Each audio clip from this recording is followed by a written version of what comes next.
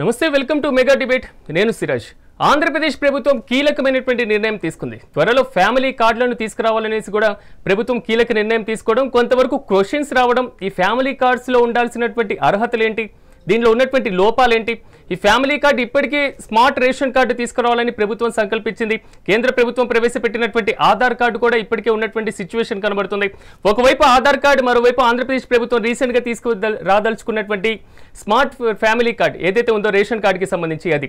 ఈ రెండు కాకుండా ఇప్పుడు ఫ్యామిలీ కార్డులో ఎలాంటి అవకాశాలు ఉండబోతున్నాయి, నిజంగా ప్రభుత్వాలు పనిచేస్తున్నప్పుడు ప్రజల్ని మరింత సరళతరం చేయడం, ప్రభుత్వాలు అందించేటువంటి సంక్షేమ పథకాల లబ్ధిదారులను సరళతరం చేయడం ద్వారా వారందరినీ కూడా ఒక సూక్ష్మమైనటువంటి విధానంలో లబ్ధిదారులందరినీ ఎంపిక చేసేటువంటి ప్రక్రియలో భాగంగా ఇలాంటి విధానాలు అవలంబిస్తూ ఉంటాయి. కానీ ఆధార్ కార్డు ఇప్పటికీ కేంద్ర ప్రభుత్వం ప్రవేశపెట్టడం, స్మార్ట్ రేషన్ కార్డు రేషన్కి ఒకవేళ పంపిణీ చేసిన ఇతర పథకాలన్నిటికీ కూడా ఆధార్ కార్డుని అనుసంధానం చేస్తున్నటువంటి సిచ్యువేషన్ కనబడుతుంది.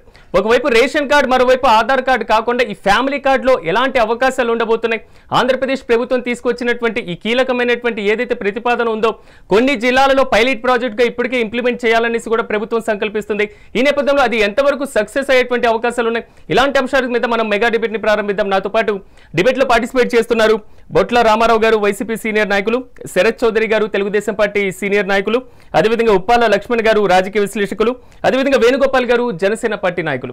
వేణుగోపాల్ గారు నమస్తే అండి. వేణుగోపాల్ గారు ఎస్ వేణుగోపాల్ గారు వినిపిస్తుందా? సో ప్యానెల్లో ఉన్నటువంటి మెంబర్స్ అందరూ ఒక్కసారి మ్యూట్ చేయండి. వేణుగోపాల్ గారు నేను మీతోనే ప్రారంభిస్తాను. వాయిస్ వినిపిస్తుందా?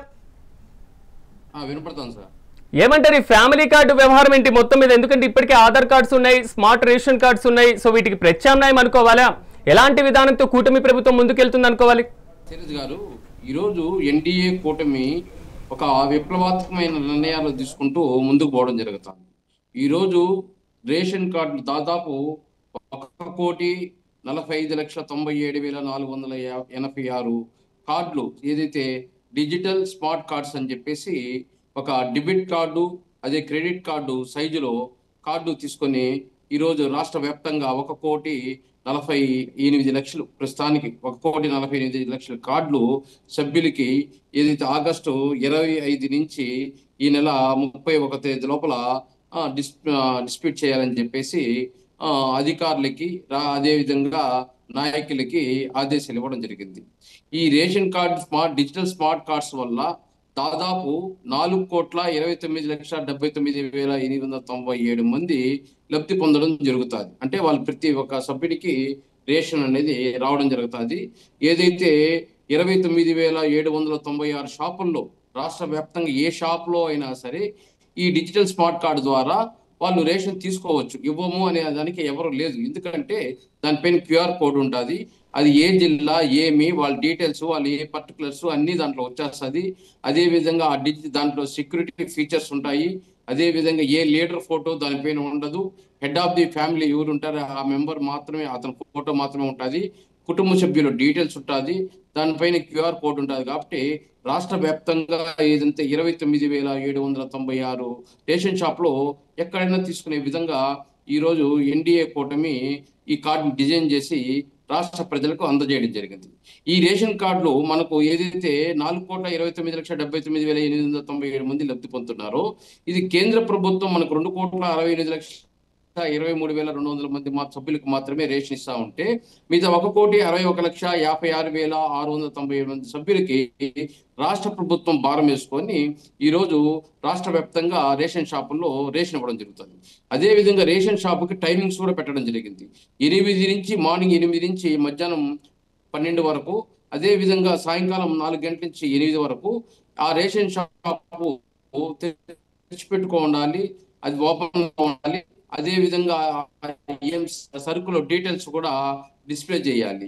ఈ విధంగా చేయడం వల్ల ఎక్కడా కానీ అవకతవకలకు కానీ అవినీతికి కానీ తావు లేకుండా ఉంటుందని చెప్పేసి ఈరోజు ఈ స్మార్ట్ డిజిటల్ కార్డ్స్ తీసుకురావడం ఉంది.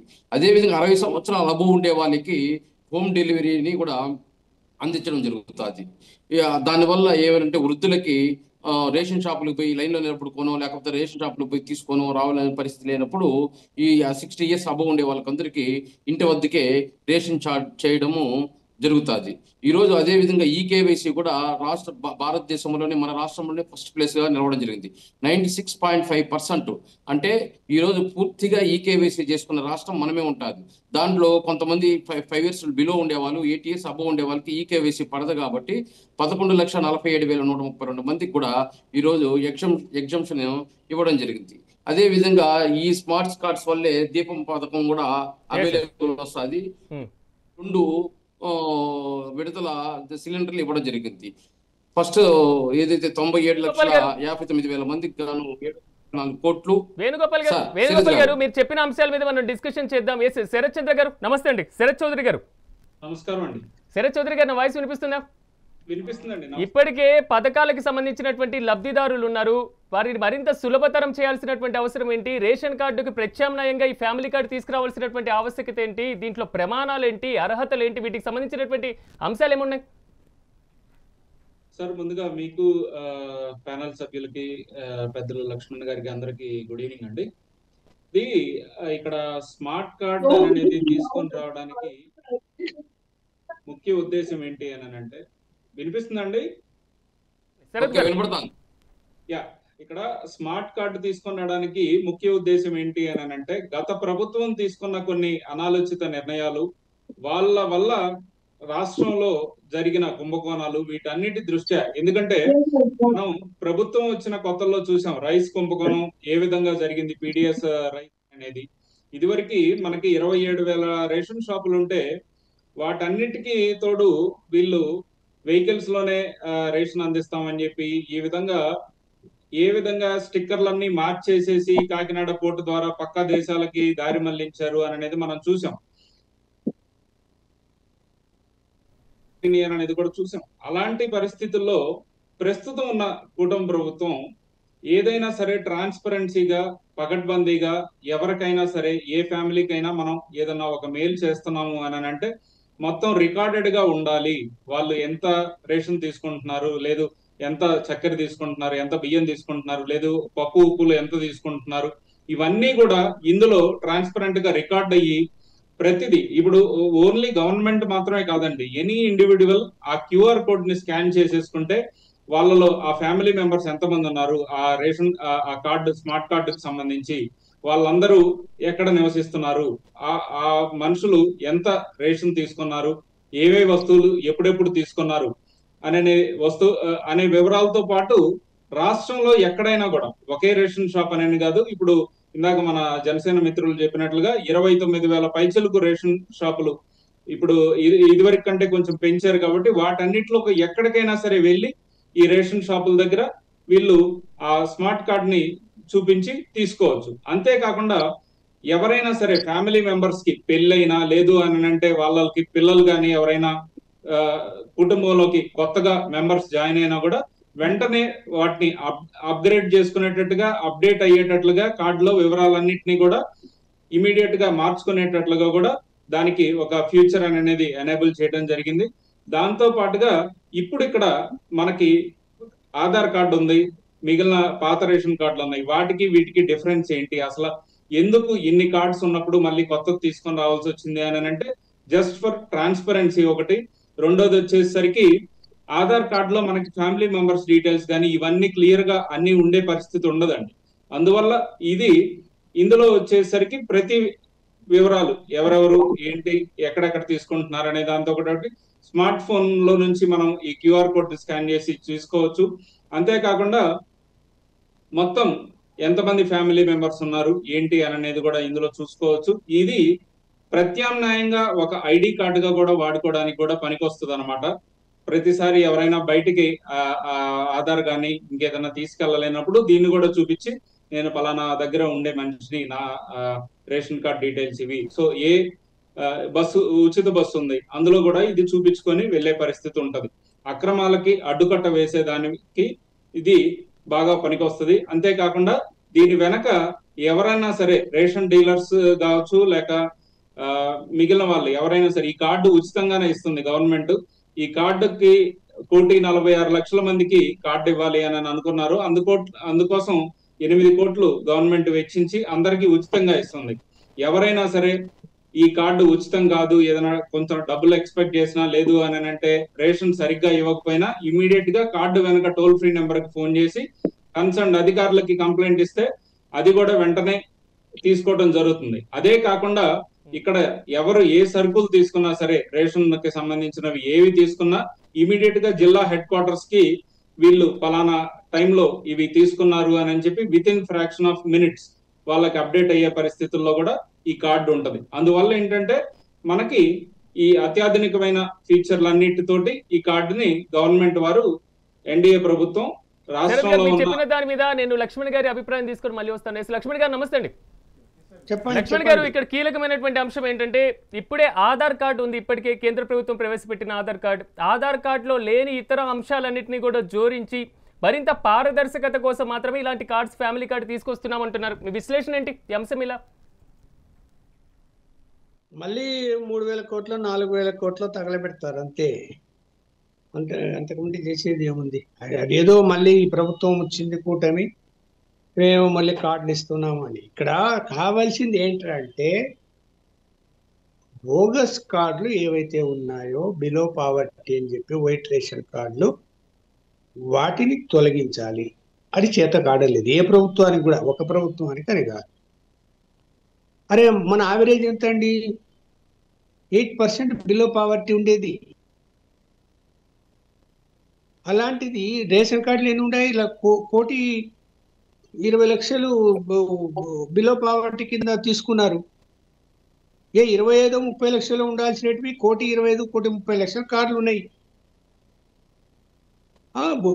నాకు తెలిసిన ఫ్రెండ్ కోటీశ్వరుడు, అతనికి ఇప్పటికి వైట్ రేషన్ కార్డు ఉంది. ఏమంటే ఉండని, ఎప్పుడన్నా నేను ఏదైనా హాస్పిటల్ అడ్మిట్ ఉపయోగపడుతుంది కదా అంటాడు అతను. ఎంత చీప్గా చెప్తాడా? ఉండని.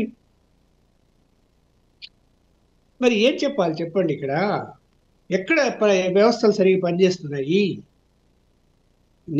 ఇప్పుడు అంతమందికి ఇచ్చే బదులు ఆ పేదవాళ్ళకు 8%, 10% ఉన్న వాళ్ళకి అంతకు 4 ఇంతలు సాయం చేయొచ్చు.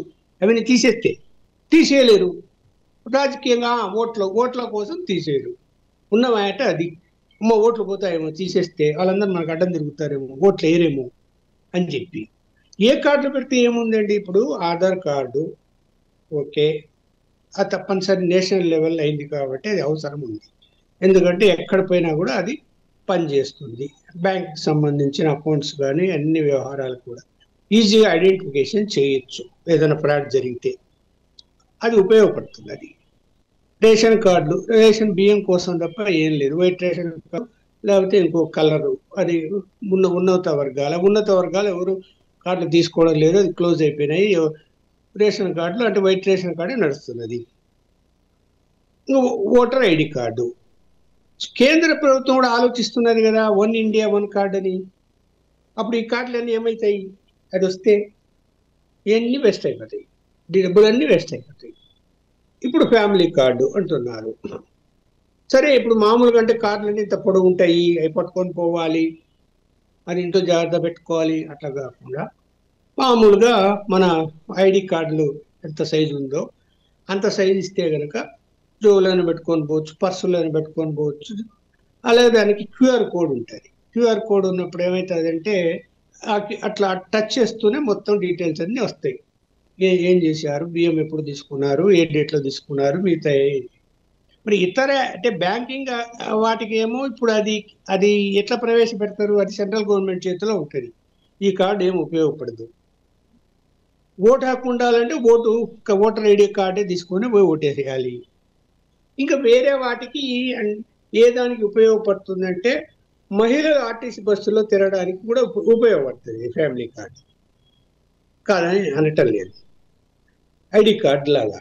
ఇక ప్రత్యేకమైనటువంటి దానివల్ల ప్రయోజనాలు అంటే కేవలం ఈ ప్రభుత్వం వచ్చిన తర్వాత ఇదేదో కార్డులు ఇచ్చారు కొత్తగా అని చెప్పి చర్చించుకోవడానికి, అలాగే వాటిని మీద అయ్యే ఖర్చు సంగతి కూడా చెప్పాలి. ఇప్పుడు ప్రభుత్వం ఎంత ఖర్చు అవుతుంది, ఎంత లెక్క వేశారు. ఇప్పుడు ఫ్యామిలీ కార్డులు అనేది మొత్తం అందరికీ 5 కోట్ల మందికి ఇస్తున్నారా?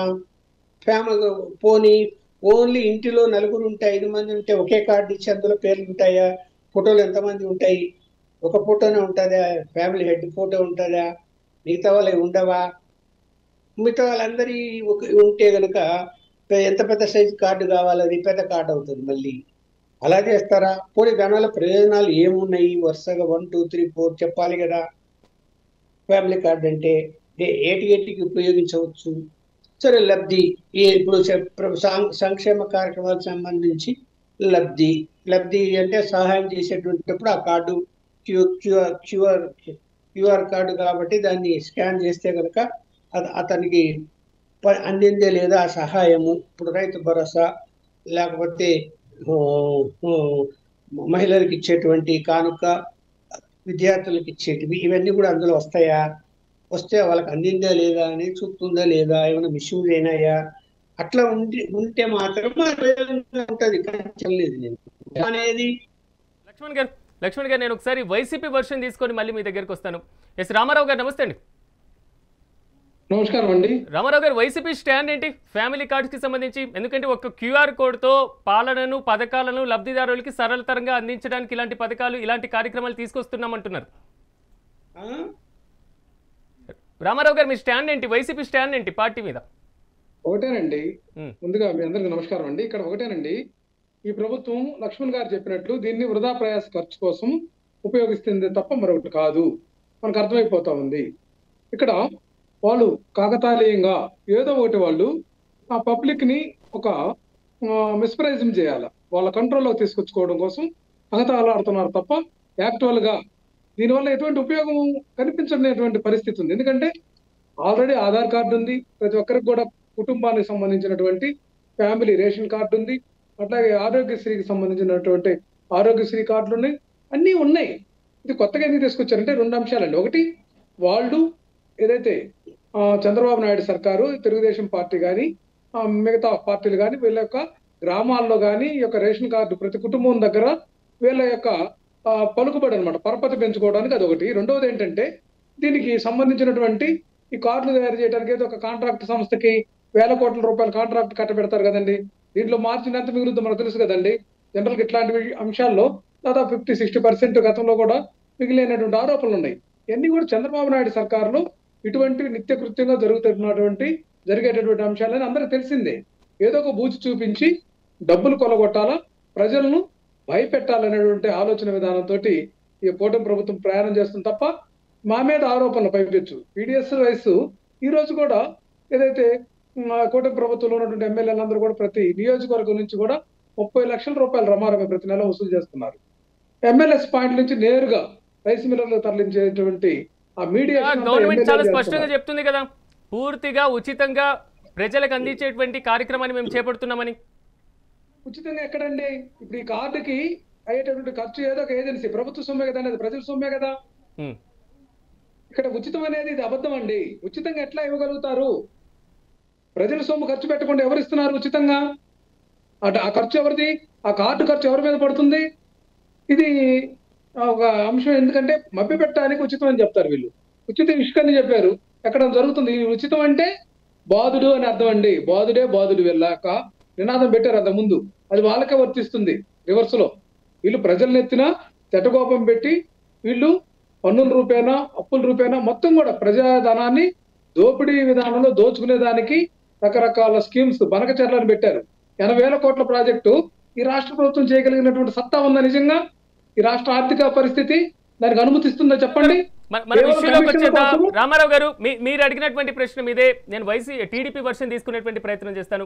ఎస్ శరత్ గారు, ఇక్కడ ప్రధానమైనటువంటి 2 క్వశ్చన్స్. ఒకటి, వైసీపీ దగ్గర నుంచి వస్తున్నటువంటి విషయం ఏంటంటే మీరు ప్రజాధనాన్ని వృధా చేయదలుచుకుంటున్నారు, ప్రజాధనాన్ని వృధా చేయడానికి ఇలాంటి కార్యక్రమాలు తీసుకొచ్చారు, మేము కూడా ఏదో ఇచ్చాం కాబట్టి ప్రజలకి చూపించుకోవాలి అనేది. రెండోది, లక్ష్మణ్ గారు ఇందాక అన్నట్లుగా ప్రస్తుతం ఏదైతే రేషన్ కార్డులు ఉన్నాయో వాటిలో బోగస్ కార్డులను ఎత్తివేస్తే ఈ ప్రాసెస్ పూర్తయ్యేటువంటి ఛాన్స్ ఉంది కదా, దాన్ని ఎందుకు పరిశీలించలేదు? సార్, ఇప్పుడు లక్ష్మణ్ గారు కావచ్చు, రామారావు గారు కావచ్చు, ఇద్దరు ఒకే క్వశ్చన్ ఒకటి సిమిలర్ గా అడిగారు. 1000 కోట్లు అవుతుంది ఈ కార్డులు కానీ. ఈ కార్డులకి గవర్నమెంట్ జీవో ఇచ్చింది 8 కోట్లకి. ఒక్కొక్క కార్డు 4 రూపాయలు అవుతుంది. ఓవరాల్ గా 1,46,00,000 కార్డులు 8 కోట్లకి మాత్రమే జీవో ఇచ్చారు. ఇదేం వేల కోట్లు కాదు. ఇప్పుడు గత ప్రభుత్వంలో పనికిరాని టాటా ఏస్ వాహనాలు ఒకటి 9,000 కోట్లు పెట్టి కొన్నారు. అతిగతి లేకుండా పోయింది. అలాగే మేమేమి విచ్చలవిడి ఖర్చులు పెట్టట్లా, 8 కోట్లు పెట్టాము. అందులోనే క్లియర్ గా ఈ కార్డులన్నిటికీ కూడా ఆ అమౌంట్ అనేది మనం వెచ్చించడం జరిగింది. దానికి సంబంధించిన జీవో ఇచ్చారు. అండ్ ఈ కార్డు ద్వారా ఏంటంటే ఇప్పుడు ప్రస్తుతం ఉన్న డీటెయిల్స్ మాత్రమే అప్డేట్ అవుతాయి సార్. లక్ష్మణ్ గారు ఇందాక చెప్పినట్లుగా పాత డూప్లికేట్ కావచ్చు, అవి కూడా ఇందులోనే కొన్ని ఏరివేయటం కూడా జరుగుతుంది. ఇప్పుడు ప్రస్తుతం ఉన్న డీటెయిల్స్ ప్రకారం, ఇప్పుడు ప్రస్తుతం ఉన్న లబ్ధిదారుల డేటా ప్రకారమే ఈ కార్డులు మంజూరు చేయడం అనేది జరుగుతుంది. ఇంకోటి శరత్ గారు, దాదాపు ఇందాక లక్ష్మణ్ గారు చెప్పినట్లుగా బీపీఎల్ బిలో పావర్టీ లైన్లో ఉన్నటువంటి 8% కూడా మించినప్పుడు, కేవలం 40 లక్షల వరకు ఉన్నప్పుడు 1,40,00,000, 1,46,00,000 అనేది ప్రజాధనం వృధా అవుతుంది కదా. సో మళ్ళీ స్మార్ట్ కార్డులు, ఈ విధంగా ఫ్యామిలీ కార్డులు రిలీజ్ చేయడం వల్ల ప్రభుత్వానికి యొక్క ఆదాయం కూడా కొంతవరకు తగ్గేటువంటి అవకాశం ఉంది కదా, వారు కూడా నష్టపోయేటువంటి ఛాన్సెస్ ఉంది కదా. సార్ ఇప్పుడు రేషన్ కార్డ్స్ అప్డేట్ చేయడానికి ఎంత ఖర్చు అవుతుందో దానికంటే తక్కువ ఖర్చుతోటి మనం అప్డేట్ చేస్తున్నాం. ఇక్కడ 8 కోట్లు అనేది రాష్ట్రంలో ఉన్న అందరికి, ఇప్పుడు 4,30,00,000 లబ్ధిదారులు ఉంటే ఫ్యామిలీ మెంబర్స్, ఒక్క ఫ్యామిలీలో 4-5 ఉన్నారనుకోండి, ఫ్యామిలీ పెద్దకి సంబంధించిన ఫోటో మాత్రమే వేసి ఈ కార్డు ఇస్తారు. అందులోనే 4-5 డీటెయిల్స్ లేదా 3-4 డీటెయిల్స్ ఏవైతే ఉన్నాయో అవన్నీ ఆ కార్డులో నిక్షిప్తం అయి ఉంటాయి. సో ఒక్కొక్కరికి ఇండివిజువల్ గా మనం కార్డులు ఇచ్చుకుంటా పోలేదు. సో ఓవరాల్ గా మనకి 1,46,00,000 కార్డులు మనం ప్రింట్ చేయడం జరుగుతుంది. అందులో లబ్ధిదారులు ఎంతమంది అంటే 4,30,00,000 మంది ఉన్నారు. వాళ్ళందరికీ మనం మళ్ళీ కూడా అక్కడ గ్రామ వార్డు సచివాలయ సిబ్బందులు క్లియర్ గా ప్రస్తుతం ఉన్న వాళ్ళ ఆర్థిక పరిస్థితులు కానీ అవన్నీ చూసుకొని పాత కార్డులు ఎంతమంది ఉన్నారు, పాత కార్డులని ఎంతమందిని తొలగించాల్సి వస్తుంది, ఇప్పుడున్న పరిస్థితులు ఏంటి అన్ని బేరీజ్ వేసుకున్న తర్వాతనే అందరికీ ఇప్పుడు కొత్త కార్డులు మంజూరు చేయడం జరుగుతుందండి. రామారావు గారు, ఇప్పుడు గవర్నమెంట్ వర్షన్ ఈ విధంగా ఉంది, ఏమైనా డౌట్స్ ఉన్నాయా దాని మీద మీకు? ఖచ్చితంగా అండి. ఇక్కడ ఏంటంటే ఇక్కడ దాన్ని డిఫర్ చేయాలి. ఆయన ఇంటెన్షన్ కూడా అర్థమైంది కదండి. కొన్ని అనర్హులు వాళ్ళు వీళ్ళు ఉన్నారు, అవన్నీ వేరే ఎవరైతే అనర్హులైనటువంటి వాళ్ళని తీసేసేటటువంటిది కూడా వాళ్ళ ఇంటెన్షన్ చెప్తున్నారు కదా. దాన్ని బట్టి ఏంటంటే గతంలో వీళ్ళు జన్మభూమి కమిటీలు పెట్టుకొని దాని ద్వారా లబ్ధిదారులను ఎంపిక చేశారు. అర్హత ప్రామాణికత ఎప్పుడు తీసుకోలేదండి. ఇది తెలుగుదేశం పార్టీకి ఉన్నటువంటి ఒక దుష్ట సంస్కృతి. అట్లాగే ప్రపంచ బ్యాంకు పేరు చెప్పి అన్ని సంక్షేమాలకి పంగనామం పెట్టేటటువంటి పార్టీ తెలుగుదేశం పార్టీ అధికారంలో ఉన్నప్పుడు. గతంలో చంద్రబాబు నాయుడు నోట ఎప్పుడు విన్న ప్రపంచ బ్యాంకు షరతులు, ప్రపంచ బ్యాంకు ఈ యొక్క సంక్షేమాలకి సబ్సిడీలకు వ్యతిరేకము, వాళ్ళు ఇవ్వద్దంటున్నారని చెప్పేవాళ్ళు. అట్లాగే ఇప్పుడు వీళ్ళు ఈ కార్డు తీసుకురావడం ద్వారా వైసీపీకి సంబంధించిన సానుభూతి పనులు కానీ, లేకపోతే వాళ్ళకి మాట వినటువంటి వాళ్ళకు వాళ్ళ గ్రిప్ చేసుకోవడానికి అనమాట, వాళ్ళు ఖచ్చితంగా ఇబ్బంది పెట్టడానికి కోసం ఈ ప్రహసనం మొదలు పెట్టారు తప్ప దీనివల్ల అదనంగా చేకూరేటటువంటి ప్రయోజనం ఏమీ కనిపించట్లేదు. అదేమంటే అనేది స్పష్టంగా చెప్పలేని పరిస్థితి. వీళ్ళ డైవర్షన్ ఎట్లా ఉంటదంటే P4 అని పెట్టారండి. P4 అసలు సాధ్యమా? వీళ్ళ యొక్క మీడియానే, వీళ్ళ సొంత మీడియాగా ఉండేటటువంటి ఎల్లో మీడియానే చెప్పింది కదా P4 గురించి. ఇక్కడ ఒకటి ఆలోచించాలా, ఇదంతా కూడా పబ్లిసిటీ స్టంట్స్. తొలి రాగానే ఇది మంచి ప్రభుత్వం అని భారీ హోర్డింగ్లు అండి. ఎవరు ప్రజలు చెప్పాలి ఇది మంచి ప్రభుత్వం అని. మీరు మంచి ప్రభుత్వం అని హోర్డింగ్లు వేసుకోవడం ఇదేం సంస్కృతి? సుపరిపాలన తొలి అడుగు అంట, సంవత్సరం కాగానే పబ్లిసిటీ స్టంట్. మళ్ళీ దాంట్లో మరలా ఎవరెవరు, చంద్రబాబు నాయుడు గారు, పవన్ కళ్యాణ్ అంతవరకు అయితే పర్వాలేదు, మళ్ళీ లోకేష్ బాబు ఫోటో మళ్ళీ యువరాజుది, అదంతా పబ్లిసిటీ చేయడానికి వీళ్ళంతా దుర్మార్గం. ఏదైతే సుప్రీంకోర్టు సంబంధించినటువంటి గైడ్ లైన్స్ ను కూడా ధిక్కరించి వీళ్ళ యొక్క ప్రచార యావ ఏం చేయకపోయినా కూడా చేసినట్లుగా సంకలు గుద్దుకునేటటువంటి కార్యక్రమం తప్పితే మరొకటి లేదు. తెలుగుదేశం పార్టీ దీనికి శ్రీకారం చుట్టింది. మొట్టమొదటి నుంచి ప్రచార ఆర్భాట పార్టీ తెలుగుదేశం అని అందరూ తెలిసినటువంటి అంశమే కదండి. చంద్రబాబు నాయుడు గారి ప్రచారం అనేది ఆయనకంటే ముందు స్కూల్ మీద, సచివాలయాల మీద, అన్నిటి మీద బొమ్మలు వేసుకోలేదు మేము. వీళ్ళు పైపెచ్చి ఏంటంటే అంగీకరించారు. చివరికి హద్దుల రాళ్ల మీద కూడా ప్రచార యావత్తోటి బొమ్మలు వేసుకుంది మీ జగన్మోహన్ రెడ్డి గారు. మాట్లాడిందంతా కూడా మనం చెవులో పూలు పెట్టుకొని వినాలి. మనం మాట్లాడుతుంటే మాత్రం వినరు. వీళ్ళకి ఇది ఒక ఎప్పుడైనా నిజం మాట్లాడారా అండి వైఎస్ఆర్సీపీ వాళ్ళు? రోగము నిజమా? ఏది నిజమయ్యా? ఏది నిజం అంటే పంపిణీ చేసేటటువంటి వాహనాలది అనవసరమైనటువంటి ఖర్చు అని మాట్లాడుతున్నారు మీరు. అవును, అనవసరమే కదా. ఏంటి రోడ్డు మీద నుంచొని మిగిలి ఒక విజిల్ వేసేసి అప్పుడు జనాలు వచ్చి తీసుకోవాలా? లేని వాళ్ళది స్టిక్కర్లు మార్చేసి మీరు అమ్ముకుంటారా? అదే కదా మీరు చేసింది. సిద్ధాంతానికి కట్టుబడి పనిచేస్తున్నారు. అందుకే మీరు పేద ప్రజలకు కానీ అర్హులైనటువంటి లబ్ధిదారులకు కానీ మంచి చేయాలనేటువంటి ఆలోచన లేదు కాబట్టి మీకు కన్ను కుడుతుంది. పీడిఎస్ రైస్ సరఫరా చేసే వాహనాల వల్ల ఎంతమందికి ఉపాధి కలిగింది తెలుసా మీకు? దానివల్ల ఏం జరిగింది సమాజంలో తెలుసా మీకు? పోవడం వల్ల ఇక్కడ పక్కదారి పట్టుకుంది. వీళ్ళు ఇప్పుడు బియ్యం అమ్ముకోవడం కోసము, బియ్యం స్కామ్ చేయడం కోసము ఆ వాహనాలను రద్దు చేసే తప్పితే మరొకటి కాదండి. వేణుగోపాల్ గారు ఇప్పటికే ఆధార్ కార్డు ఉంది, రేషన్ కార్డు ఉంది, ఓటర్ ఐడి ఉంది, హెల్త్ కార్డ్స్ ఉన్నాయి. ఇన్ని కార్డ్స్ ఉంటే ప్రజలు కన్ఫ్యూజ్ ఎవరో ఇలాంటి కొత్త కార్డులు రావడం వల్ల. సార్ సిరాజ్ గారు, గత ప్రభుత్వంలో కూడా ఏదైతే రేషన్ కార్డు జగన్మోహన్ రెడ్డి గారి గవర్నమెంట్ వస్తానే రేషన్ కార్డులు ఏదైతే తెలుగుదేశం పార్టీ ఏదైతే 2019 ముందు వచ్చిన రేషన్ కార్డును క్యాన్సిల్ చేస్తూ ఏదైతే జగన్మోహన్ రెడ్డి గారు ఆయన బొమ్మ వేసుకొని రేషన్ కార్డులు వదలడం జరిగింది. అదే విధంగా వెహికల్స్ పైన ఆయన బొమ్మలు వేసుకొని వదలడం జరిగింది. అదే విధంగా రైతుల పాస్ పుస్తకాల పైన జగన్మోహన్ రెడ్డి గారి బొమ్మలు వేసి వదలడం జరిగింది. హెల్త్ కార్డుల పైన జగన్మోహన్ రెడ్డి గారి బొమ్మలు. దేంట్లో లేదు చెప్పండి? ప్రతి ఆఫీస్ కి కలర్లు కొట్టింది ఆ వైఎస్ఆర్ పార్టీ యొక్క కలర్స్ దానిపైన ఆఫీసుల పైన వేయడము. అదేవిధంగా ఏది కార్డు ఇచ్చినా కూడా జగన్మోహన్ రెడ్డి గారి బొమ్మ ఉండడము. ఇవన్నీ గత ప్రభుత్వం చూసాం. ఈరోజు అతీతంగా ఏ రాజకీయ నాయకుడి ఫోటో ఉండకూడదు అని చెప్పేసి ఈరోజు స్మార్ట్ కార్డ్ అనేది వదలడం, క్యూఆర్ కోడ్ పెట్టడం, ఏదైతే డిజిటలైజ్ పెట్టడం వల్ల ఏదైతే మనకు మిస్యూజ్ కాకుండా ప్రొటెక్షన్ కోసం కార్డు వదలడం జరిగింది. అంతేగాని వీళ్ళగా చంద్రబాబు నాయుడు బొమ్మ లేకపోతే పవన్ కళ్యాణ్ బొమ్మ వేసుకొని ఐడి కార్డులు వదిలి వాళ్ళు పబ్లిసిటీ చేసుకోలేదు. అదేవిధంగా ఈరోజు ప్రతి రాష్ట్రంలో ఎక్కడైనా కూడా రేషన్ షాప్ లో తీసుకునే విధంగా క్యూఆర్ కోడ్ కూడా దాన్ని పెట్టడం జరిగింది. ఇన్ని ప్రొటెక్షన్స్ తో ఆ కార్డు ప్రజలకు ఫ్రీగా ఇస్తుంటే వీళ్ళు ఫ్రీగా ఇస్తున్నారా? ఇది ప్రభుత్వం ప్రజల సొత్తు కదా అంటే జగన్మోహన్ రెడ్డి గారు ఏమన్నా వాళ్ళ ఇంట్లో నుంచి తెచ్చి పంచాడా? జగన్మోహన్ రెడ్డి గారు కూడా ఈరోజు రాష్ట్రాన్ని ప్రజలకు పెట్టిన డబ్బులు ప్రభుత్వం డబ్బులే ఖర్చు పెట్టాడు, ప్రజల డబ్బులే ఖర్చు పెట్టారు. ఎవరైనా ప్రజల డబ్బు ప్రభుత్వం దేనికి ఖర్చు పెడతారు? ప్రజలకు సౌకర్యార్థం పెడతారు. అంతేగాని వీళ్ళు ఫోటోలు వేసుకోవడానికి పెట్టరు కదా. సచివాలయంలో ఫోటోలు, ఆర్బికే సెంటర్లో బొమ్మలు, ఆ కలర్స్, ఆ ఫోటోలు. అదే విధంగా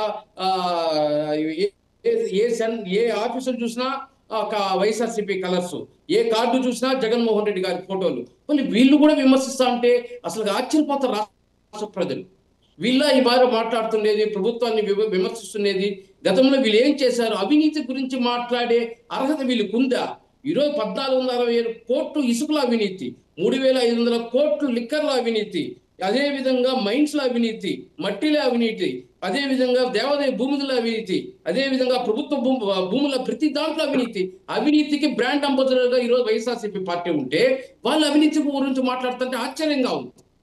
అదే విధంగా ఈరోజు ఏమంటున్నారంటే విశ్లేషకులు, ఈరోజు ఖచ్చితంగా కరెక్టే, దుర్వినియోగం ప్రతి ప్రభుత్వం డబ్బు రూపాయి కూడా దుర్వినియోగం కాకూడదు అని చెప్పి లక్ష్మణ్ గారు విశ్లేషకులు చెప్పేది కరెక్టే.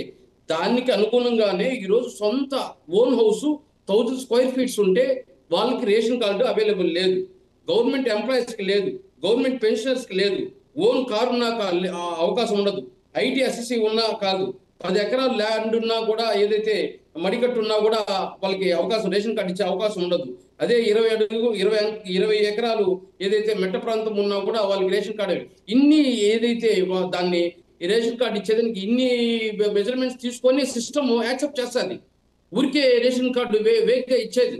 ఈరోజు 1,48,00,000 మందికి రేషన్ కార్డు ఇస్తా ఉందంటే ఇవన్నీ బేస్ చేసుకునే ఇస్తా ఉన్నారు. ఇవన్నీ బేస్ లేకుండా ఇవ్వడం లేదు. వేణుగోపాల్ గారు ఇప్పటి వరకు ఇలాంటి లిమిటేషన్స్ పెట్టి ఒక ప్రశ్న, ఇప్పటి వరకు కూడా ఇలాంటి లిమిటేషన్స్, ఇలాంటి అర్హతలు పెట్టే కదా రేషన్ కార్డు పంపిణీ చేసింది, రేషన్ కార్డు ఇంప్లిమెంట్ చేసింది, వివిధ పథకాలు కూడా దానికి ఒక అర్హత ప్రామాణికంగా తీసుకుంది. ఖచ్చితంగా మిస్యూజ్ అయినా ఆ మిస్యూజ్ కాకుండా ఉండేదానికే ఈరోజు ఏదైతే పెన్షన్లు కూడా 40% బిలో ఉంటే ఏదైతే 40% బిలో ఉండే వాళ్ళని మళ్ళీ పోయి మీరు సర్టిఫికేట్స్ తాండి అంటే ప్రతిపక్షం వాళ్ళు పెరికేశారు, వాళ్ళకి ఇంకా పెన్షన్ రాదు అని చెప్పి ఓన్లీ ప్రతి సచివాలయంలో పోయి అర్జీలు ఇచ్చుకోవడము, గందరగోళం చేయడం, రాష్ట్ర ప్రజలను మభ్యపెట్టే ప్రయత్నం చేస్తున్నారు. ఇక్కడ మభ్యపెట్టలేదండి వేణుగోపాల్ గారు. రామారావు ఉండండి ఒక నిమిషం ఉండండి. ఇప్పుడు 40% ఏదైతే బిలో డిజబిలిటీ సర్టిఫికేట్ ఉండే వాళ్ళు కొంతమంది మేనేజ్ చేసి తెచ్చినారని చెప్పేసి ఒక ప్రభుత్వం దృష్టిలో ఉంది కాబట్టి మళ్ళీ మీరు సర్టిఫికేట్ దాంట్లో తప్పేముంది? అదే ఫ్రీగానే ఇస్తుంది గవర్నమెంట్. స్లాట్ బుక్ చేసుకుంటారు, ఆ టైంలో పోతే డిజబిలిటీ చెక్ చేసుకొని వచ్చి ఇస్తారు. ఇప్పుడు గత ప్రభుత్వం మిస్యూజ్ చేదని ఒకసారి చెక్ చేస్తారు. ఉంటే వాళ్ళ యాక్ట్ వాళ్ళకి కానీ అర్హతలు ఉంటే ఇస్తారు, అర్హత లేనప్పుడు తీయేస్తారు. ఆ పని చేయకూడదా? ఇప్పుడు విశ్లేషకులు కూడా అదే అడుగుతున్నారు. ప్రభుత్వం డబ్బు ఒక్క రూపాయి కూడా దుర్వినియోగం కాకూడదు. అది పెన్షన్ లో గానీ, రేషన్ లో గానీ, ఏ స్కీముల్లో గానీ ఎలిజిబిలిటీ ఉండే వాళ్ళకి మాత్రం ఇవ్వండి. ఎలిజిబిలిటీ లేని క్యాండిడేట్ తీసేయండి. ప్రభుత్వం కఠినంగా నిర్ణయాలు తీసుకోవాలంటే ప్రతిపక్షాలు గంగోలు పెడేస్తా ఉంది. అందరికి పెరికేశారు, అందరికి తీయేశారు, దీపం పథకం లేదు, రేషన్ కార్డు లేదు, పెన్షన్ లేదు, హెల్త్ కార్డు లేదు అని ఓరి గందరగోళం చేస్తా ఉంది. అంటే కరెక్టా కాదా అని వెరిఫికేషన్ చేయకూడదా? గవర్నమెంట్ వస్తే సంవత్సరానికి ఒకసారి వెరిఫై చేయని, 2 years ఒకసారి వెరిఫై చేయని, ఏదైతే ఫ్రాడ్ ఉంటాయో వాటిని పెరికేస్తారు. జెన్యూన్ పర్సన్స్ కి ఇవ్వాలి. ఆ జెన్యూన్ పర్సన్స్ కోసం కొట్టాడండి, మేము కూడా సపోర్ట్ చేస్తాం. లక్ష్మణ్ గారు, పూర్తి స్థాయిలో జెన్యూన్ పర్సన్ కి పారదర్శకంగా మాత్రమే ప్రభుత్వ పథకాల లబ్ధిదారులు ఎంపిక చేసుకోవడానికి మాత్రమే ఇలాంటి పథకాలు ప్రవేశపెడుతున్నాం కార్యక్రమాలు అంటున్నారు.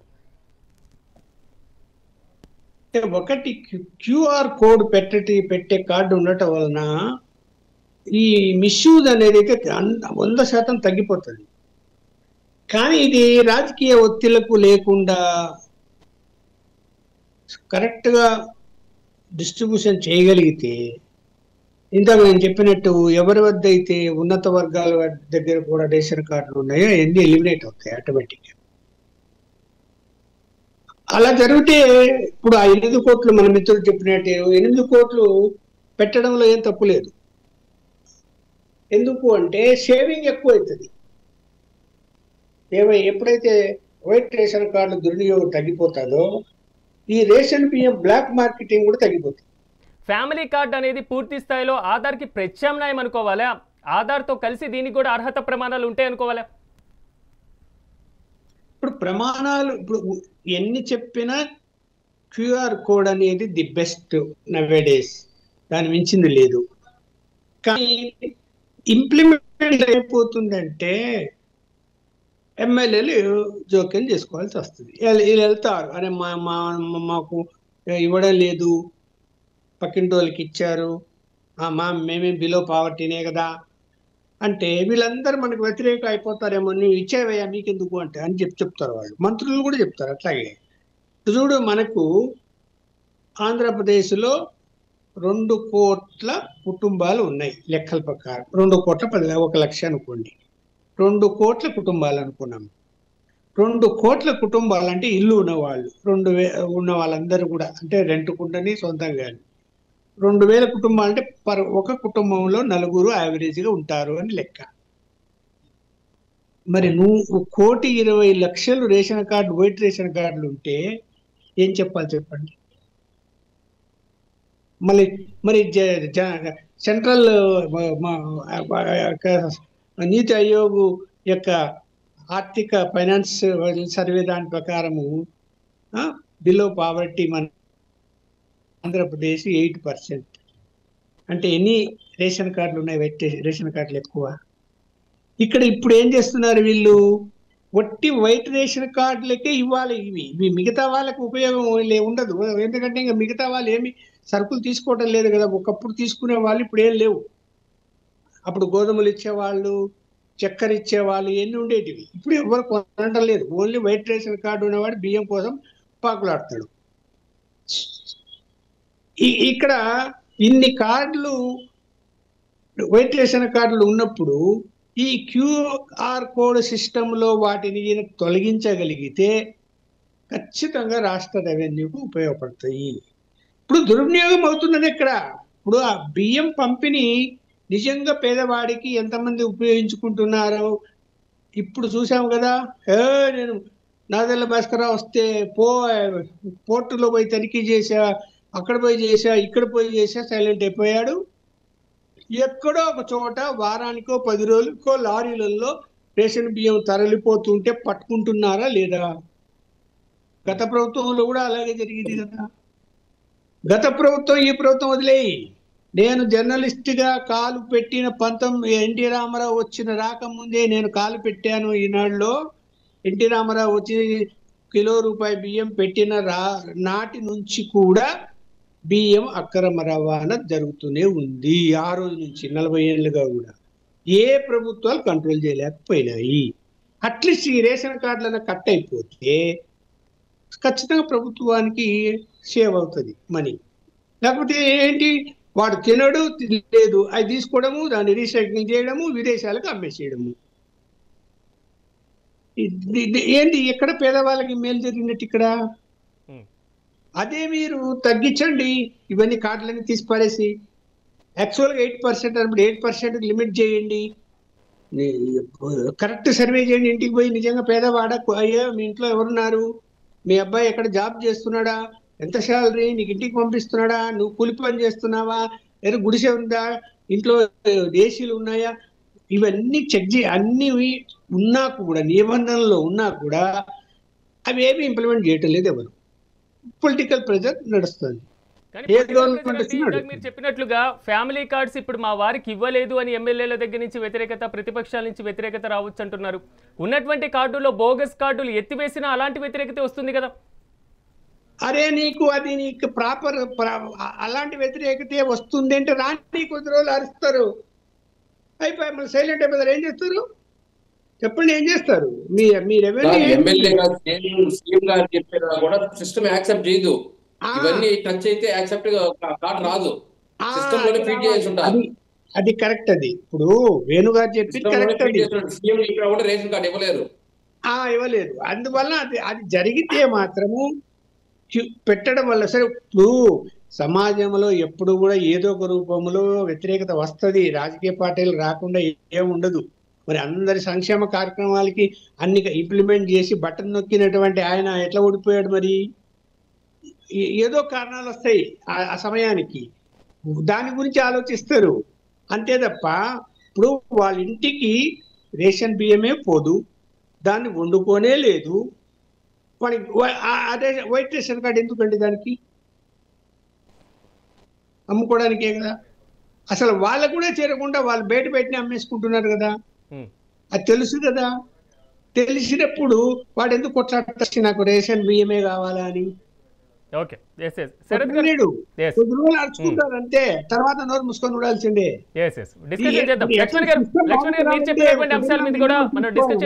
ప్రయత్నం చేద్దాం. శరత్ గారు, సో ఫైనల్ గా వాస్తవమైనటువంటి లబ్ధిదారులు, అసలైనటువంటి లబ్ధిదారులకే ఈసారి అవకాశం లభిస్తుందంటారా? ఇలా చేస్తే ప్రజా వ్యతిరేకత రాదా? ప్రతిపక్షాల దగ్గర నుంచి వ్యతిరేకత రాదా? సార్ ఇప్పుడు ప్రతిపక్షాల నుంచి వ్యతిరేకత అంటే అక్కడ అంతిమ లబ్ధిదారులు ఎవరున్నారు, మనకి ప్రాపర్ గా ఎవరు నిజంగా బిలో పావర్టీ లైన్ ఉన్నారు. ఇందాక మన వేణుగారు చెప్పినట్లుగా వాళ్ళ వార్షిక ఆదాయం ఎంత ఉంది, లేదు అని అంటే వాళ్ళకి ఏమన్నా 10 ఎకరాల కంటే ఎక్కువ పొలం ఉందా, లేదు అని అంటే వాళ్ళకి కారు కానీ ఇన్కమ్ ట్యాక్స్ 2 లక్షల కంటే ఎక్కువ కడుతున్నారు. ఇట్లాంటి వాళ్ళకి మనం రేషన్ అనేది లేదా వైట్ రేషన్ కార్డు ఇట్లాంటి ఇవ్వడం అనేది కరెక్ట్ కాదనమాట. సో అందువల్ల ఏంటంటే ఈ క్యూఆర్ ఎనేబుల్డ్ సిస్టమ్ ద్వారా మనం ఇంకా పకడ్బందీగా ప్రస్తుతం ఉన్న లెక్కల ప్రకారం ప్రస్తుతం ఉన్న లబ్ధిదారులని చూసుకొని వాళ్ళ బ్యాక్గ్రౌండ్ వెరిఫికేషన్స్ కానీ అన్ని అక్కడ ఉన్న గ్రామ వార్డు సచివాలయం సిబ్బంది ఎవరైతే ఉంటారో వారు ఇచ్చిన సర్టిఫికేట్స్ ద్వారా అక్కడ ఉన్న లోకల్ తహసీల్దార్ కానీ ఎంఆర్ఓ గారు అక్కడ నుంచి వచ్చిన ఇన్కమ్ సర్టిఫికేట్స్ వీటన్నిటిని బేస్ చేసుకొని మనం ఈసారి పకడ్బందీగా ఆ క్యూఆర్ ఫ్యామిలీ కార్డ్ అనేది ఇవ్వడం జరుగుతుంది. ఇది ఏంటంటే మనకి ఎవరైతే లబ్ధిదారులు ఉన్నారో వాళ్ళకి మాత్రమే వెళ్తుంది. ఫేక్ అండ్ బోగస్ కార్డులని ఖచ్చితంగా అయితే నిర్మూలించడంలో ఈ క్యూఆర్ సిస్టమ్ అనేది మనకి పనికొస్తుంది. అంతేకాకుండా ఎక్కడా కూడా రేషన్ మనం ఇచ్చేది మిస్యూజ్ అవ్వకుండా ఉండడానికి ఇది ఎక్కువ ఉపయోగపడుతుందండి. అందువల్లనే ఇప్పుడు కంప్లీట్ గా న్యూ కార్డ్స్ కి మారడానికి గవర్నమెంట్ తీసుకున్న స్టెప్ ఇది. రామారావు గారు, ఇప్పటికే బ్యాంక్ లింక్ కి ఆధార్ కార్డ్ లింక్ అయి ఉంది, పాన్ కార్డ్ లింక్ చేసేస్తున్నాం. పూర్తి స్థాయిలో ఆధార్ కార్డు ఏవేవి మనకి అకౌంట్స్ ఉన్నాయో ఒక వాస్తవంగా ఇంటి పత్రాలతో సహా అన్నిటికీ మనం అటాచ్ చేస్తున్నటువంటి నేపథ్యంలో అక్కడ లేని పారదర్శకత ఇక్కడ ఎంతవరకు సాధ్యమంటారు? ఇక్కడ వీళ్ళ ఇంటెన్షన్ మనము చెప్పిందేనండి. నేనేమంటున్నానంటే ఖచ్చితంగా ప్రజలను ఒక కన్ఫ్యూజ్ చేసి ఏదో జరుగుతుంది, ఆ కార్డు ఇవ్వరట, ఏదైతే ఆ గ్రామంలో ఉండేటువంటి వాళ్ళ పార్టీ నాయకులతోటి ప్రయాణం చేస్తేనే ఆ కార్డు వస్తుంది, అందుకని వాళ్ళ మొత్తాన్ని కూడా వాళ్ళ వైపు మరల్చుకోవడానికి, అట్లా స్థానిక సంస్థల ఎన్నికలు వస్తున్నాయి కదండి, దాన్ని మరి నిర్వహిస్తారో తెలియదు, దాన్ని దృష్టిలో పెట్టుకొని కూడా ఇటువంటి యాక్టివిటీ చేస్తారనేది మనకు అర్థమవుతా ఉంది. ఇక్కడ వీళ్ళ ఆలోచన విధానం అంటే ఏ రాష్ట్రంలో లేదు, కేంద్ర ప్రభుత్వం కూడా ఇటువంటిది తీసుకోలేదు. ఏదైనా ఉంటే ఈ యొక్క పీడిఎస్ రైస్ స్కీమ్ ఏదైతే ఉందో అదంతా కూడా కేంద్ర ప్రభుత్వం యొక్క గైడ్ లైన్స్ ప్రకారం జరుగుతుంది యాక్చువల్ గా. అట్లాగే ఆధార్ కార్డు కూడా అదే పరిస్థితి, పాన్ కార్డు కూడా కేంద్ర ప్రభుత్వం తీసుకునేటటువంటి నిర్ణయాలు అయితే మనం కొంత ఆలోచన చేయొచ్చు. కానీ ఇక్కడ ఈ రాష్ట్ర ప్రభుత్వము ఈ కార్డు ఏదో కార్డు పెట్టి ప్రజలను కన్ఫ్యూజ్ చేసి అట్లాగే బెదిరించి తమ వైపు తిప్పుకోవడానికి ఆలోచన చేస్తుంది అనేటువంటిది మనకు స్పష్టంగా కనిపిస్తుంది కదండి. గతంలో జన్మభూమి కమిటీల ద్వారా వీళ్ళ యొక్క ఆలోచన విధానం ఏదైతే ఉందో కేవలం తమ అనుయాయులకి వాళ్ళకి మాత్రమే లబ్ధి చేకూరాలనే పథకాలన్నింటినీ కూడా ఆ విధంగా చేశారు. తర్వాత ఏం జరిగిందో మనకు తెలుసు. ఈ కార్డు కూడా ఈ కూటమి ప్రభుత్వానికి ఖచ్చితంగా చర్మాంకం పాడేటటువంటి కార్డుగా మిగిలిపోతుంది తప్పితే ఇటువంటి కార్డుల్ని ఎవరు కూడా విశ్వసించరు. అనవసరమైనటువంటి ఖచ్చితంగా వీళ్ళు తప్పులు చేస్తారు. ఎందుకంటే మనం చూసాం పెన్షన్స్ విషయంలో కూడా స్పష్టంగా కొంతవరకు మనకి అర్థమయ్యేటువంటి విషయం ఒకటి ఉంది కదా, అంటే వాస్తవ లబ్ధిదారుల కంటే అనర్హత కలిగినటువంటి లబ్ధిదారులు కూడా పూర్తి స్థాయిలో ఉన్నారు. ప్రజాధనం వృధా అవుతుంది, అర్హత లేకపోయినా వారు ప్రభుత్వ పథకాలని సద్వినియోగం చేసుకుంటున్నారు. కొంతమంది రేషన్ తీసుకొని కూడా రేషన్ షాప్లోనే అమ్ముతున్నటువంటి సిచ్యువేషన్ కూడా ఉంది. సో ఈ ఏరివేత కార్యక్రమంలో ఇది కూడా ఒక బృహత్తర కార్యక్రమం అనుకోవచ్చుగా. వైసీపీ ఎందుకు స్వాగతించడం లేదు దీన్ని? ఇక్కడ ఏరివేత కార్యక్రమం అంటే దీనికి పద్ధతి ఉందండి. వీళ్ళు అసలు సమగ్ర సర్వే చేసుకోవచ్చు కదా, దానికి తప్పేముంది. అన్ని పథకాలకు సంబంధించి అర్హత ప్రామాణికంగా ఈరోజు కావాల్సినంత సచివాలయ సిబ్బందిని మా నాయకుడు జగన్మోహన్ రెడ్డి గారు గ్రామాల్లో ఏర్పాటు చేసి ఉన్నారు. వాళ్ళ ద్వారా ఏ పనైనా చేయించుకోవడానికి అవకాశం ఉంది. కానీ వీళ్ళ యొక్క ఆలోచన విధానం నర్మగర్భంగా ఏదో కార్డు పెట్టి ప్రజలను కన్ఫ్యూజ్ చేసి వాళ్ళు భయపెట్టి భయభ్రాంతులకు గురి చేయడానికి, అట్లాగే బడ్జెట్ తగ్గించుకోవడానికి ఏదో ఒక రూపేనా ఏదో ఒక సాగుతోటి వీళ్ళు చేస్తున్నటువంటి విధానమే. అంటే గత ప్రభుత్వం ఏమన్నా పారదర్శకంగా చేయలేదనే దానికి వీళ్ళ దగ్గర ఏమన్నా ఆధారం ఉందా? వీళ్ళు అసలు గతంలో చంద్రబాబు నాయుడు గారి ప్రభుత్వం మనం తీసుకుంటే ఏదైతే 95 నుంచి 2004 దాకా ఏం చెప్పేవాళ్ళో తెలుసండి? రేషన్ కార్డులు ఎక్కడైనా సరే బండ్లను 10 ఇచ్చేవాళ్ళు. వాళ్ళ కార్యకర్తలకు అనుయాయులకు అర్హత అనేది ప్రామాణికత ఇచ్చింది దివంగత నేత రాజశేఖర రెడ్డి గారు కదండి. దేనికైనా కూడా పెన్షన్లు కూడా ఆ గ్రామంలో ఎవరైనా సరే చనిపోతే తర్వాత పెన్షన్ కోసం క్యూలో ఉండేటటువంటి పరిస్థితి ఆ రోజున ఆయన పరిపాలన విధానం. దాని వైపు తీసుకురావడానికి ఇవన్నీ కూడా పెన్షన్ల కోతలు, దివ్యాంగుల పెన్షన్ల కోతలు, అన్నింటిలో కోతలు విధించి బడ్జెట్ ఏదైతే మిగిలించుకోవాలనేటువంటి ఆలోచన విధానంతో ఈ ప్రభుత్వం ముందుకు పోతుంది తప్పితే ప్రజలకు లిబరల్ గా ఏదైనా సరే చేయాల్సినటువంటి వాళ్ళకి ఏ ఒక్కరికైనటువంటి అర్హత ప్రామాణికత అనేది చంద్రబాబు నాయుడు గారి హిస్టరీలోనే లేదు. ఆయన ఓన్లీ రికమెండేషన్ అనేది తీసుకుంటారు. అటువంటిప్పుడు దీంట్లో న్యాయబద్ధంగా సమంజసంగా ముందుకు తీసుకెళ్తారని ఎలా మనం భావిస్తామండి? ఎస్ వేణుగోపాల్ గారు, నిజంగా ఏమైనా స్థానిక సంస్థల వ్యూహం ఇది వైసీపీ చెప్తున్నట్లుగా?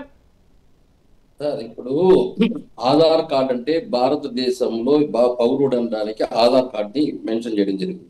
పాన్ కార్డ్ అంటే ఏదైతే ఐటీకి సంబంధించిన ఆదాయ పన్ను శాఖకి సంబంధించిన ఐడి కార్డుకి సంబంధించి పాన్ కార్డు.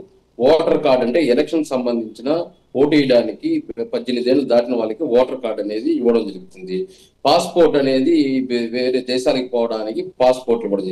హెల్త్ కార్డు వచ్చి మనం ఏదైనా ఆరోగ్యం బాగలేకపోతే ఇది ఇన్సూరెన్స్ కంపెనీ వాళ్ళతో మనం చేసుకుంటాము, అది ఇన్సూరెన్స్. అది గవర్నమెంట్ కూడా ఇప్పుడు సపరేట్ గా హెల్త్ కార్డ్ అనేది మెన్షన్ చేసింది, హెల్త్ కార్డు కూడా ఇష్యూ చేసింది. ఇది బిలో పావర్టీ కింద ఉండే వాళ్ళకి రేషన్ కార్డ్ అంటే వీళ్ళు ఏదైతే దిగువ స్థాయి వ్యక్తి ఆర్థికంగా దిగువగా ఉండే వాళ్ళకి ఈ రేషన్ కార్డుని ఇష్యూ చేయడం. దీనివల్ల రేషన్ బీమే కాకుండా సంక్షేమ కార్యక్రమాలు కూడా ఈరోజు ఏదైతే ఆడబిడ్డ నిధి కానీ, తల్లికి వందనం కానీ, అదేవిధంగా అన్నదాతలకి ఇది ఆర్థిక సహాయం చేయడం కానీ, సంక్షేమ కార్యక్రమాలన్నిటికీ బిలో పావర్టీ కింద ఉండే కార్డుని రాష్ట్ర ప్రభుత్వాలు ఇస్తూ ఉంటాయి. దాంట్లో ఏదైతే మన రాష్ట్రం 2,68,00,000 మంది 23,200 మందికి ఇస్తే రాష్ట్ర ప్రభుత్వం 1,68,00,000 మందికి 56,697 మందికి ఇవ్వడం జరిగింది. అంతే అదనంగా ఇవ్వడం జరిగింది. అంటే వీళ్ళు మొత్తం బిలో పావర్టీ కింద ఉంటే తీసుకునే వాళ్ళకి ఈ రేషన్ కార్డు ఉంటేనే వాళ్ళకి సంక్షేమ కార్యక్రమాలు వస్తాయి. కాబట్టి ఈ రోజు పకడ్బందీగా చేస్తూ ఎన్డీఏ కూటమి దీన్ని ముందుకు రావడం జరిగింది. దాన్ని ఏదో మనం ఆర్థికంగా బరువు అవుతుంది అనుకుంటే ఈ రోజు ఆ పేద ప్రజల కోసమే కదా ప్రభుత్వాలు ఉన్నాయి, ఈ ప్రజల కోసమే కదా ఇన్ని పార్టీలు ఉన్నాయి. వాళ్ళకి అనుగుణంగానే ఈ రోజు ఏ పార్టీ అయినా ఏ రాజకీయ పార్టీ అయినా నడుచుకోవాల్సింది వచ్చింది. అలాంటి కార్యక్రమం చేసేటప్పుడు చిన్న చిన్న మిస్టేక్స్ జరుగుతాయి. దాన్ని ఖచ్చితంగా సరిదిద్దుకుంటూ ప్రభుత్వాలు ముందుకు పోతేనే సక్సెస్ అవుతాయి.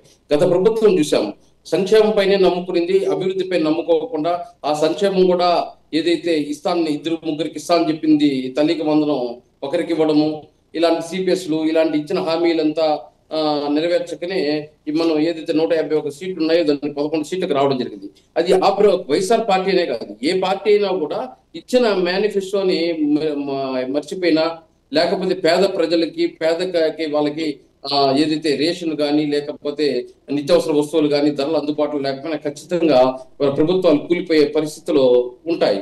దానికి అనుగుణంగానే ఈరోజు ఎన్డీఏ కూటమి మెరుగ్గా ఉండాలి, సంక్షేమం మెరుగ్గా ఉండాలి, అభివృద్ధి మెరుగ్గా ఉండాలి, అవినీతి ఉండకూడదు, అన్పార్లమెంట్స్ వాడకూడదు, బూతులు మాట్లాడకూడదు అని చెప్పేసి ఈరోజు పకడ్బందీగా ప్రభుత్వం ముందుకు పోతా ఉంది. ఈరోజు చంద్రబాబు నాయుడు గారైనా లేకపోతే డిప్యూటీ సీఎం పవన్ కళ్యాణ్ గారైనా లోకేష్ గారైనా ఈరోజు ప్రభుత్వం పైన పూర్తిగా కాన్సన్ట్రేషన్ చేసి మొన్న చేసిన వినాయక చవితిలకు కూడా కరెంట్ ఛార్జీని కూడా కట్టదని చెప్పేసి, అంటే అంత డెప్త్ గా గత ప్రభుత్వం డిపాజిట్లు కట్టాలి. అదే వినాయక చవితి చేస్తే మీరు ఎన్ని రోజులు తీసుకుంటారు ఏమేమి, రోజుకు 1000 రూపాయలు కట్టాలి, 2000 కట్టాలని డిపాజిట్ వసూలు చేస్తాయి, 10,000 20,000. అలాంటి దాన్ని కూడా ఉచితంగా ఈరోజు ప్రజలకు అందుబాటులో ఉండాలని చెప్పేసి వాళ్ళకి అనుగుణంగా ప్రభుత్వాలు ముందుకు పోతేనే మనుగడ కొనసాగిస్తారని చెప్పేసి ఈ ముందుకు పోతూ వీళ్ళ అనే కార్యక్రమాలు తీసుకొస్తున్నారు. దీన్ని విమర్శించడం ప్రతిపక్షం ఇంకేమి సమర్థిస్తుంది? ప్రతిపక్షం ఎందుకు అవుతుంది? సమర్థించదు, విమర్శిస్తాయి. కానీ అవన్నీ పట్టించుకోకుండా ఈరోజు ఎన్డీఏ కూటమి ముందుకు పోవడం జరుగుతుంది. సిరాజ్ గారు, లక్ష్మణ్ గారు, ప్రభుత్వ పథకాల కోసం, సంక్షేమ కార్యక్రమాల కోసం కుటుంబాలు విరిపోయేటువంటి పరిస్థితి రాకూడదు. ఒక రేషన్ కార్డు కోసం భార్యాభర్త సపరేట్గా వచ్చి రేషన్ కార్డు చేయించుకోవడం, అక్రమంగా బియ్యం అక్రమ రవాణా చేయడం, దొడ్డిదారిన అదే రేషన్ బియ్యాన్ని మళ్ళీ అమ్మడం, సో ఇలాంటి వాటికి అన్నిటికీ కూడా ఈ ఫ్యామిలీ కార్డ్ చెక్ పడుతుందంటారా? చెక్ పడుతుంది. అలాంటి వాళ్ళు ఇవ్వకుండా ఉండాలి కదా, ఇచ్చిన తర్వాత చెక్ పడేది ఏముంది, అన్ని జరిగిపోతాయి. ఏముంది అంటే ఇప్పుడు ఆ బియ్యం కొనేవాడు ఎవరైతే ఉంటాడో వాడు ఎక్కడో వేరే ఊర్లో ఉన్నాడు. ఇప్పుడు ఒక విలేజ్ ఉంది, ఆ ఊర్లోనే ఉంటాడు, అవి కొని బయటికి పంపించేవాడు. ఆ వార్డులోనే ఉంటాడు, అవి కొని బయటికి ఇచ్చేవాడు. అందువల్ల ఏంటి, ఇక్కడ అలా చేసినా కూడా వాళ్ళ ఇంటికి వస్తాడు, కాటి నేను పోయి అక్కడ కొట్టించుకొని వస్తాను చెప్తాడు. వాడు పోయి ఆడ డీలర్తో కొల్లుడు అవుతాడు, వాడు ఆడ కొడతాడు, వాడు తెచ్చుకొని పోతాడు అనుకో బియ్యం. అప్పుడు లేదంటే డీలర్ ఏం చేస్తాడు, నువ్వు కొనకపోయినా అది ఒక మనిషిని పంపించి రమ్మని చెప్పండి అంటాడు. విలేజ్ లో గొడవలు పెట్టుకునే పరిస్థితి ఏముండదు. మేము తీసుకోము బియ్యము, మాకు అవసరం లేదు, మేము కార్డు కూడా స్క్రీన్ చేయలేము అని చెప్తారు. చెప్తే మంచిది. అప్పుడు కూడా అంటే కొంత ప్రజల్లో చైతన్యం వచ్చి వాళ్ళు బియ్యం తీసుకోనప్పుడు క్యూఆర్ కార్డు వాళ్ళ చేతికి ఇవ్వకుండా, డీలర్ల చేతికి కానీ దళారి చేతికి కానీ ఇవ్వకుండా ఉంటే వాడు ఏం చేస్తాడంటే ఆశ పెడతాడు, నీకు 100 రూపాయలు ఇస్తాము, 200 ఇస్తాము, కార్డును మా చేతికి ఇచ్చేయండి అంటాడు. అది తీసుకెళ్ళి కొట్టేస్తాడు, అభ్యర్థి పోతాడు. దేనికది మార్గం వెతుక్కుంటారు. ఈ స్మగ్లర్లు తక్కువైన వాళ్ళేం కాదు, దేనికది మార్గం వెతుక్కుంటారు. కానీ దాన్ని కంట్రోల్ చేయడం ఎలా అంటే అక్కడే ఇక్కడ పరిపాలనా వ్యవస్థ అనేది ఇవాళ అవినీతికి తావు లేకుండా పరిపాలన జరిగే పరిస్థితి లేకుండా పోయింది. కింద స్థాయి నుంచి పై స్థాయి వరకు అవినీతి. వాడు ఏం చేస్తాడు, అందరు కొల్లుడైతే అన్ని జరిగిపోతాయి. కార్డు పెడితే కాక జరగవా, జరిగితేస్తాయి. కాకపోతే అంటే కొంతమంది అన్నా రియలైజ్ అయ్యి కార్డు ఇవ్వకుండా ఉండేవాళ్ళు ఉంటారు. ఇప్పుడు బాగా ఉన్నవానికి కూడా కార్డు ఇస్తున్నారు నేను అంటున్నా కదా, వాని దగ్గర పోయి ఒక 500 ఇస్తాం కార్డు ఏంటే వాడు 500 ఆశ పడకపోవచ్చు చాలా మంది. పోయా నేను బియ్యం కొనుక్కో, మాకు ఈ కార్డు చేతికి అని అడ్డం తిరుక్కోగలిగితే అది ప్రభుత్వానికి సేవ్ అవుతుంది. అలా ఏమన్నా చైతన్యం వచ్చి కొంత మార్పు వస్తే గనక దీని ఉద్దేశం మంచిదే అవుతుంది, ఖచ్చితంగా మంచిదే అవుతుంది. చూడాలి, మనకి ప్రాక్టికల్ గా వెళ్తే కానీ తెలియదు కదా ఎక్కడెక్కడ ఏమేమి జరుగుతాయి, ఏం చేస్తారు ఏంటి ఎన్ని చేసినా ఒత్తిళ్ళు అయితే ఉంటాయి. ఇప్పుడు అక్కడ ఈ బియ్యం స్మగ్లరే ఉంటాడు, అంటే మధ్యవర్తి ఉంటాడు, కొని స్మగ్లర్కి అమ్మేవాడు. వాడు ఏ రాజకీయ పార్టీకి కొమ్ము కాసేవాడే ఉంటాడు, వాడు దండాలు పెట్టుకుంటూ. వాడు వెళ్ళి ఎవరైనా వెళ్ళి ఎమ్మెల్యేకి వెళ్ళు ఇట్లా పలానావాడు ఇలా బలవంతంగా కార్డులు అడుగుతున్నాడు, లేదా డబ్బులు ఇస్తారు కార్డులు ఇమ్మంటున్నాడు అంటే ఎమ్మెల్యే పిలిచివాని ముందు వీని లోపల పోలీస్ స్టేషన్లో పడేయండి అనాలి కదా. అంటే ఆగిపోతుంది, పిలిపించాలి కూడా లోపల. అలా ఎన్ని చోట్ల జరుగుతాయి. ఇప్పుడు ఫైనల్ గా ఏం ఆలోచిస్తారంటే ఓట్లు పోతాయేమో అని ఆలోచిస్తారు. మరి చంద్రబాబు నాయుడు గారు ఇవన్నీ ఆలోచించలేదంటే ఆలోచించే ఉంటాడు. గట్టిగా కఠినంగా ఇంప్లిమెంటేషన్ జరిగితే మాత్రము చూడండి, మళ్ళా మనము ఆ కార్డులు వచ్చిన తర్వాత మళ్ళీ ఈసారి మాట్లాడుకున్నప్పుడు ఒక నెల అయిన తర్వాత ఖచ్చితంగా ఎంత డాటా వస్తుంది. ఒక్క నిమిషం వేణుగోపాల్ గారు, ఇప్పుడు ఈ స్మార్ట్ డిజిటల్ కార్డు ఇవ్వడం తర్వాత నెక్స్ట్ స్టెప్ ఏముందంటే, ఎవరైతే రేషన్ కావాలో రేషన్ తీసుకోవచ్చు.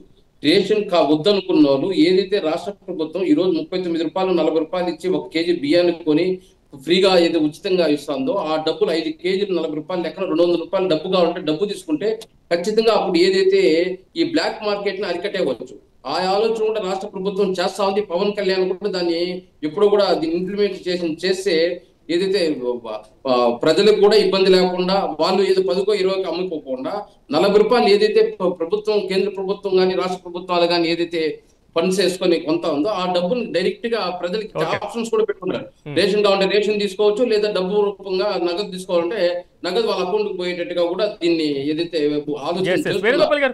మీరు చెప్పినటువంటి అంశం మొత్తం మీద ఆంధ్రప్రదేశ్ లో ఏదైతే ఫ్యామిలీ కార్డ్స్ ఉన్నాయో దాని ఇంప్లిమెంటేషన్ అనేది త్వరితగతిన కొన్ని జిల్లాలను ఎంపిక చేసి పైలట్ ప్రాజెక్టుగా కూడా ఇంప్లిమెంట్ చేసేటువంటి అవకాశాలు చాలా స్పష్టంగా కనబడుతున్నాయి. నాతో పాటు డిబేట్లో పార్టిసిపేట్ చేసిన రామారావు గారికి, అదేవిధంగా లక్ష్మణ్ గారికి, శరత్ గారికి, వేణుగోపాల్ గారికి ప్రత్యేకంగా కృతజ్ఞతలు తెలియజేస్తూ ఆంధ్రప్రదేశ్ ప్రవేశపెట్టినటువంటి ప్రభుత్వం కీలకమైనటువంటి ఏదైతే ఫ్యామిలీ కార్డు ఉందో ఇప్పటికే ఆధార్ కార్డు సహా పలు కార్డులు ఉన్నటువంటి సిచ్యువేషన్ కనబడుతుంది. ప్రజల్లో కూడా అయోమయ పరిస్థితి లేకుండా ప్రజల ఎంపిక, లబ్ధిదారుల ఎంపిక మాత్రం పారదర్శకంగా ఇలాంటి కార్డుల ద్వారా చేస్తామని ప్రతిపక్షం కాకుండా అధికార పక్షం చెప్తున్నాం. ప్రతిపక్షం మాత్రం దీని మీద విమర్శలు గుప్పిస్తూనే ఉంది. అయితే దీనివల్ల ఎంతవరకు సత్ఫలితాలు వస్తాయి, నిజమైనటువంటి లబ్ధిదారులను ఎంపిక చేసేటువంటి అవకాశాలు ఉన్నాయా, దీని ఫలితాలు ఎలా ఉంటాయి అనేది మాత్రం భవిష్యత్తులో తెలియటువంటి అవకాశం ఉంది. ఇది వాళ్ళ మెగా డిబేట్. రేపు డిబేట్లో మళ్ళీ కలుద్దాం. చూస్తూనే ఉండండి మెగా 9 టీవీ.